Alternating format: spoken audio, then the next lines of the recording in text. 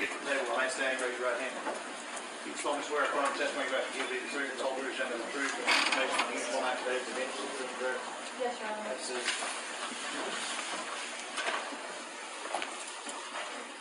Ma'am, you're not working, you do not receive any government assistance, is that correct? Correct. You have a vehicle worth about $10,000 or you owe $7,000 on, is that correct? I no longer have that vehicle, but I haven't owned it for the last 6 months.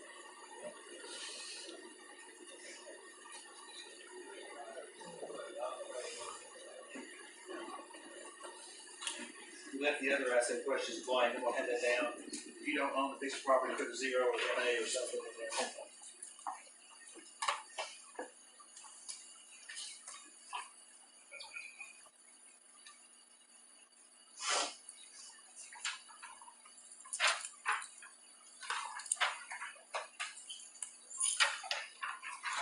You put NA on the other asset questions, ma'am, you told me you do not own any property at all.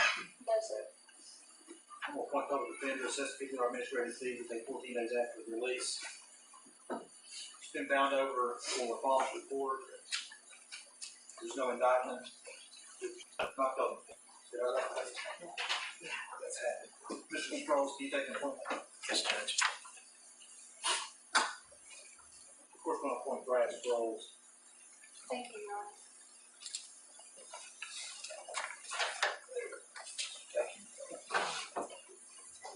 The case was scheduled for May 8th. The state has filed a motion to increase bond, which Mr. Sproles, anticipating the appointment today, has agreed to hear today. Is that still the case, Mr.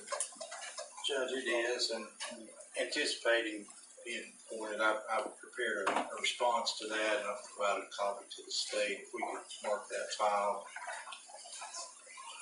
Of course, the other thing,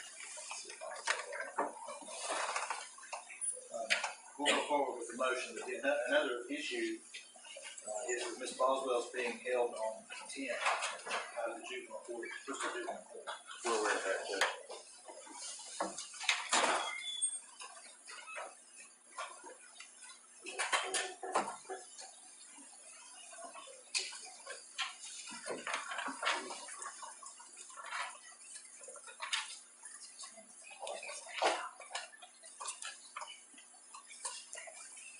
You know, we have witnesses. Yes, sir, we do. One witness. Brian Fraley. State your name.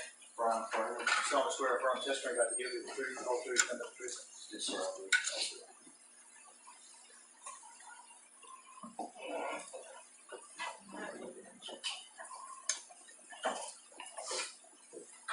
State your name for the record.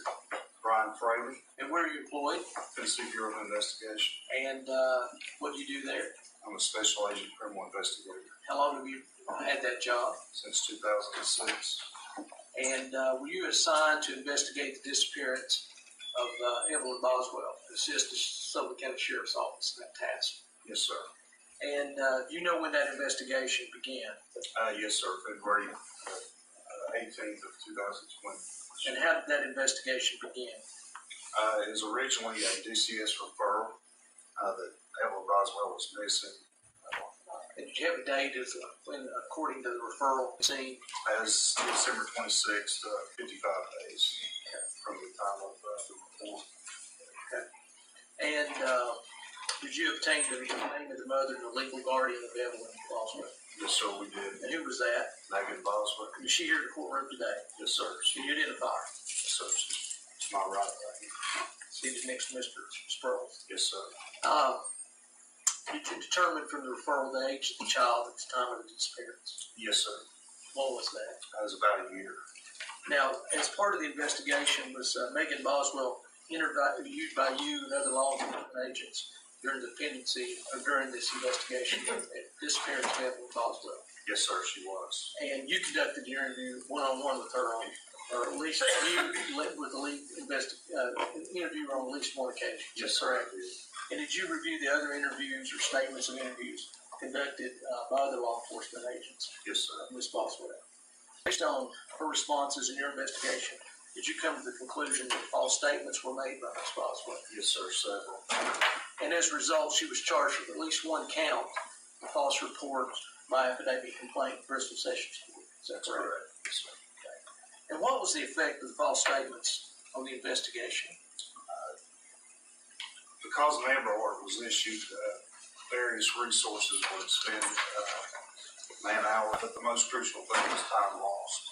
And why was that? Anytime an Amber Alert is issued, time is of the essence.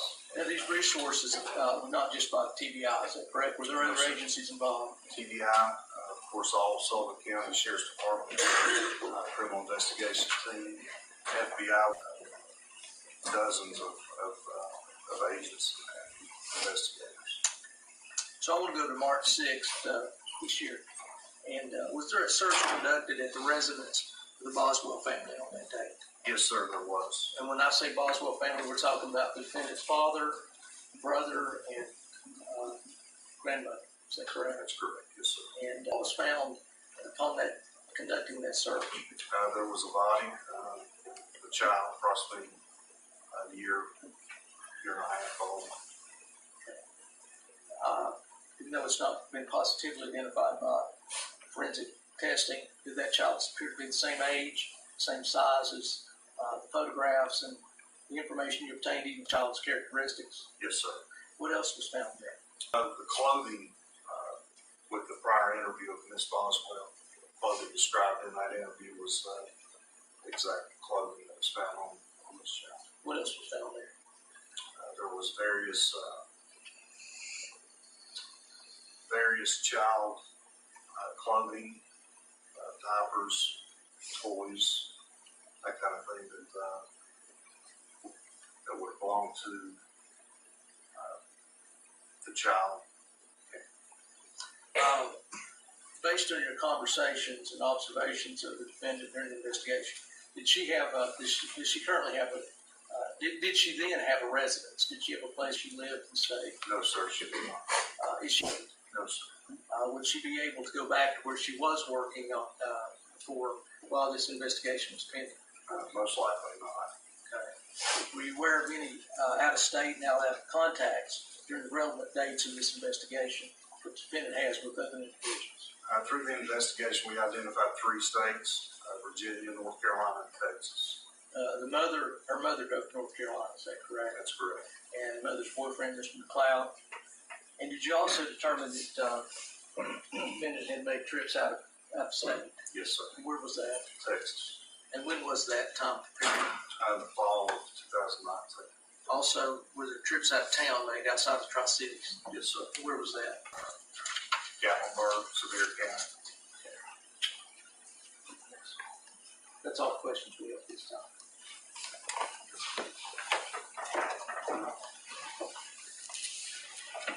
Agent Fraley, you were describing trips outside of Sullivan County.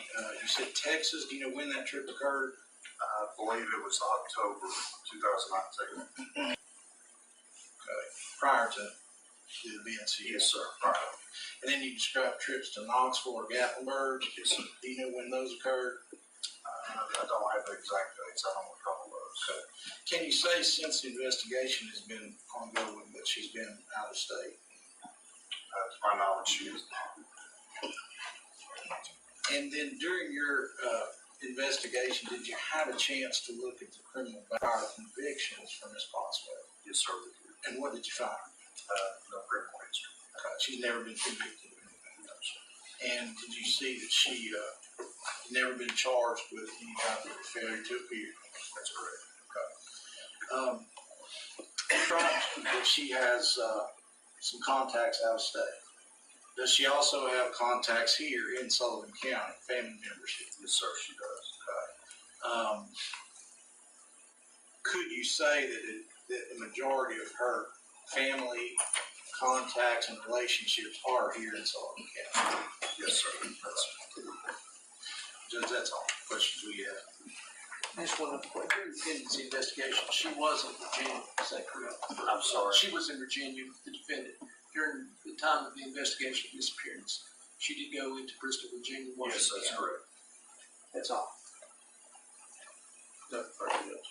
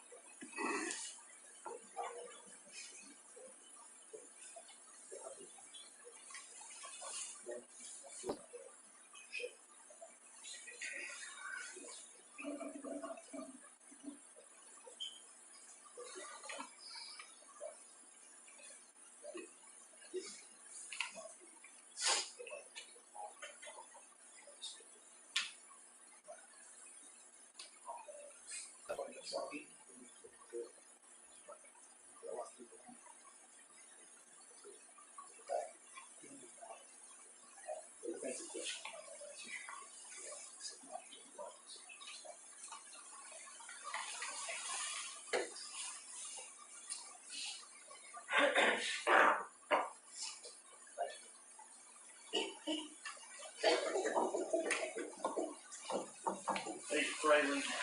During your investigation, did Ms. Boswell make any inculpatory statements with regard to the death of Evelyn Boswell? You say culpatory or culpatory? Yes. Not this time.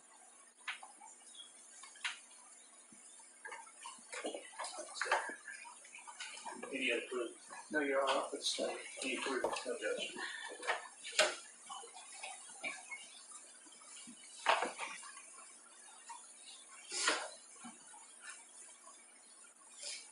While the court is aware from the proof today that Ms. Boswell does not have prior criminal history, does not have a history of failing to appear for court appearances, has family ties in the Sullivan County area. The proof also is that she has ties to Virginia and ties to Texas, at least that she's gone to those two states.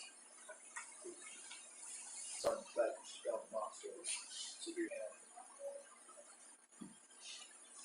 I am concerned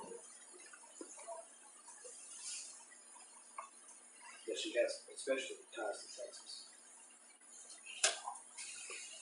The court's also considered that during the pendency of an investigation, Ms. Boswell has made inculpatory statements with regard to the death of when I weigh the positive and negative factors that we have to consider for bond,